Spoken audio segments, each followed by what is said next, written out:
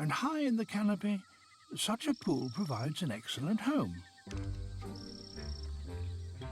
It's relatively safe, and there's a ready supply of food. The plant benefits from the arrangement because the droppings produced by its lodger are a nutritious fertilizer.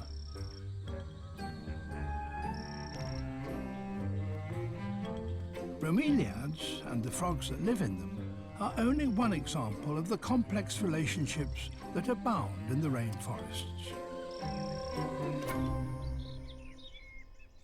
In tropical forests, the lives of every living thing, both animal and plant, are intimately entwined.